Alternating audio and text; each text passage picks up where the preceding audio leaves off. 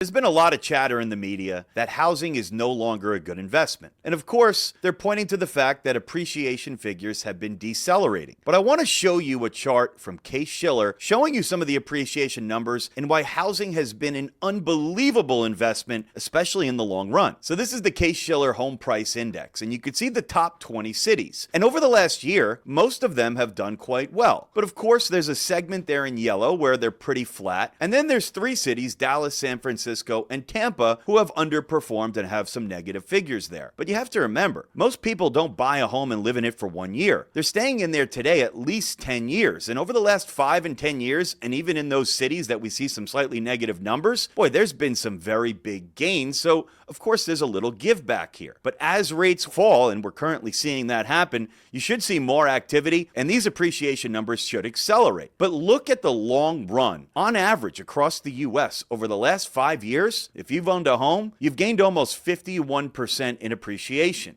Over the last 10 years, 91%. But you know what? The returns are actually even juicier because of a concept called leverage. Most people are not buying their homes outright in cash. They take a mortgage. And if you put 20% down, well, guess what? Your return over the last 10 years is 455%. Where else are you going to get that? And if you put 10% down, it's 910% return. So don't listen to the media. The home provides you utility, somewhere to live. And you have to pay to live somewhere, whether you're buying or renting. And if you're putting 20% down especially, the costs are going to be pretty close to renting. But over time, you're probably going to be better off buying because part of your monthly payment to purchase is principal. You do get a tax benefit, and rents continue to go up over time with renewals. Bottom line here, team, housing is still a good investment, and I think we're going to see appreciation figures accelerate because rates have started to come down, and I think they will continue to do so.